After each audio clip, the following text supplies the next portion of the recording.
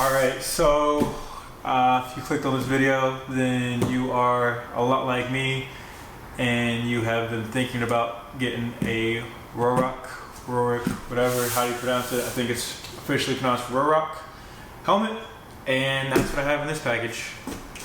So I'm going to do a quick unboxing for you, talk to you about the fit, and then I'm going to actually wear it tomorrow on my morning commute and then give you a follow-up. So I got the RG1-DX, and then I also got the Shockwave system to go with it because riding with music is better.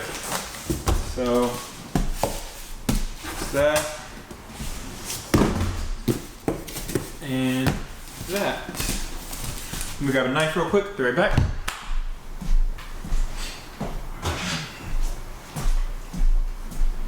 Alright, so I'll open this up after I open up the helmet, but I'm not going to really get too much into detail on the Shockwave system until after I install it and then get a chance to see how the music actually plays. I'll see if this is intuitive at all, and if I actually need the instructions to put the Shockwave in, but my game plan is to do like everything else, is just see if it fits and go from there. So another box inside of a box.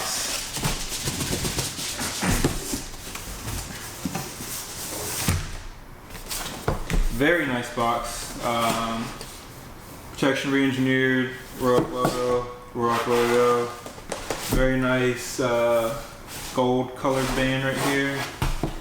And then let you know, what does it say? Limited edition sticker. I think most of Ruroc's helmets are limited edition because it seems like everything's out of stock, but I went with the Tribe, as you'll see here briefly.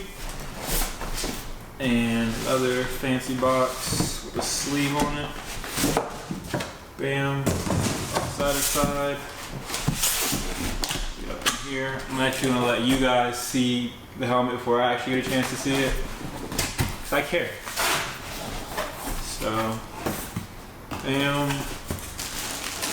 more packaging. Let's see, last thing in the box. It looks like stickers and a keychain and a survival guide, which I'll definitely be taking a look at later, but of course not right now. So, Josh in the bag, tie in a nice knot for us. See if my 2 weeks in the Boy Scouts paid off, and it did. Okay. And cloth is done.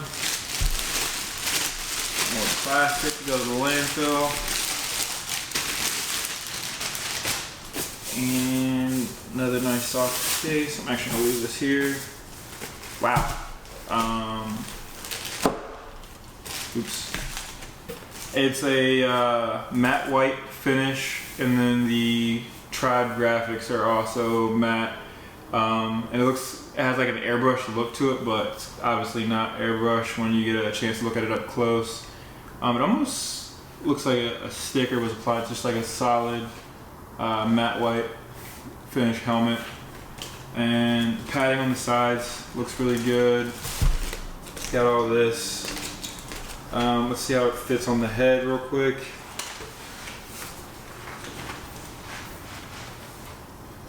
It's snug, but good. Let's see. Pretty sure I just snapped my neck onto this, so that hurts.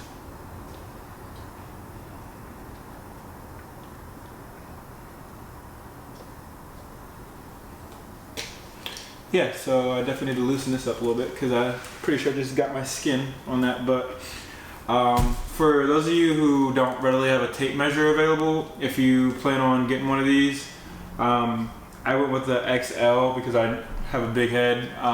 But if you wear hats, like fitted hats, like New Era makes, I usually wear like a 7.5 or a 7 5/8 usually fit about the same for me.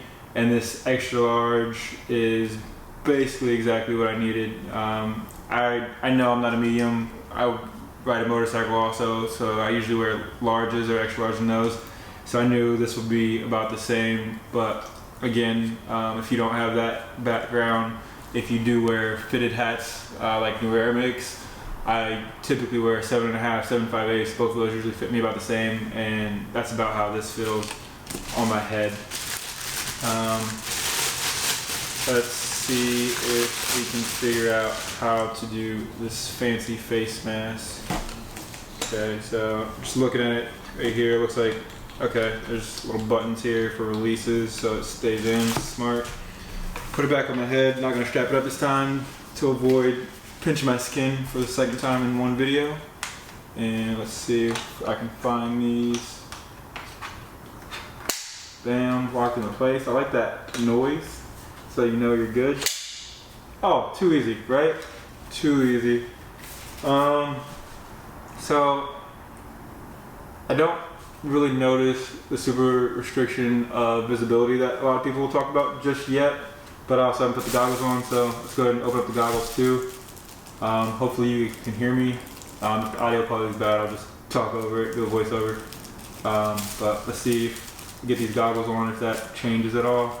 I know a lot of people talk about reducing visibility, but I'm guessing without putting the goggles on just yet, that's because they're coming from like a BMX or a skateboard style helmet, where it's literally just the bucket. So of course you have all your visibility, but so far just the frame of the helmet itself is giving me similar visibility to if you were to wear a motorcycle helmet, which I'm used to. And then this helmet doesn't weigh a lot, so it's nothing to just move your head. One thing I am noticing so far is that it feels like my chin is sticking out a little bit farther than what the face mask goes down. And let me see if I can adjust at all. I can adjust it a little bit, and I guess it feels a little bit more flush, so that's something to keep an eye out for. And let's try with the face mask on. Okay, with the face mask on, you definitely lose, let's see. So, I'd say almost 3 fingers worth.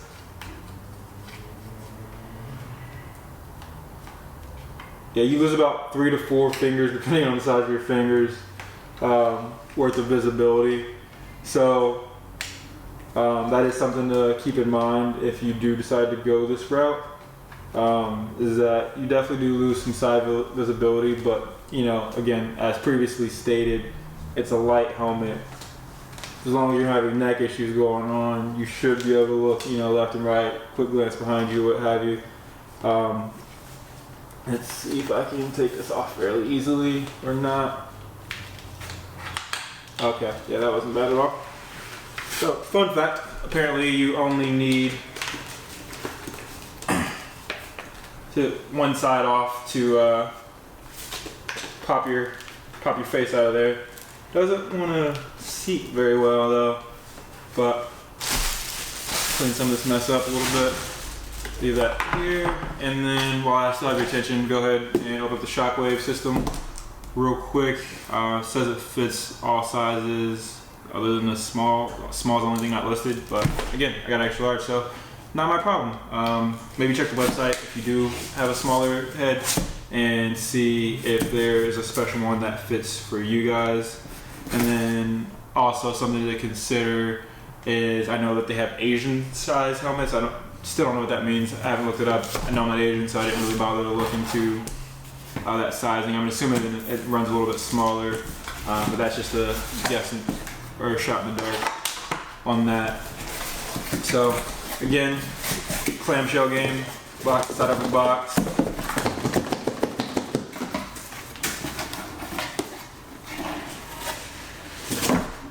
Bam, take that, toss that, and try to let you guys get the first view again.